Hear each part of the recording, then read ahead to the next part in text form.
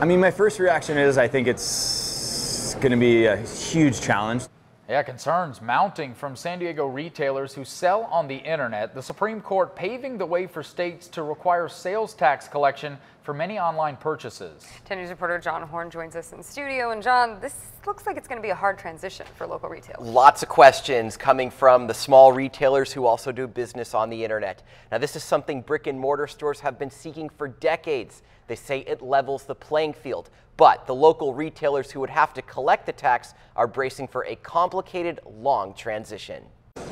So you can line it up. In the back corner of Liberty Station's public market, Boom. you can find Mike DeCerbo engraving letters onto sterling silver dogs. And there it is.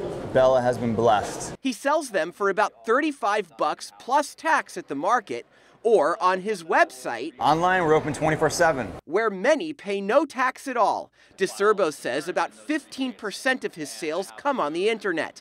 And the government doesn't get a penny from customers who live in, say, Arizona or Texas. Now, a Supreme Court ruling could change all of that. People will abandon their carts when they realize that they're buying something from California and they're in Kansas and it's costing them whatever their local sales tax is. The court overturning a 1992 decision that blocked states from collecting sales tax on purchases made over the internet when the seller doesn't have a physical presence in the state. Now, each state can adopt its own sales tax minimums to trigger tax collection.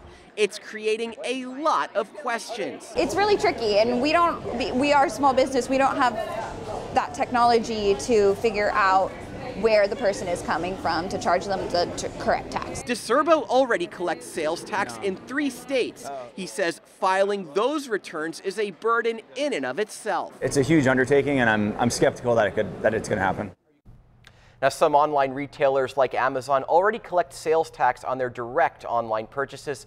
So some shoppers at bigger retailers may not notice much. As for what happens next, look for movement from most states to quickly adopt laws to get that sales tax coming in. One local expert told me he expects new laws within 6 months. So new laws could be coming just 6 months away. If that does end up happening, how much money could we see actually come into the state of California from this? Well, let's put it this way. The New York Times put all of this in the billions. Remember, this has been about 20 years going on. Just think about what's happening at malls right now. You've got UTC adding the apartments, the office space, things to do. It's because people are more shopping online. They want to get that money coming in and hopefully get some money for the taxpayer benefit. Something to look for in the next 6 months for sure. Yeah, watch that on that checkout line. We will do. Thank you, John. Sure. All right, well, renovation.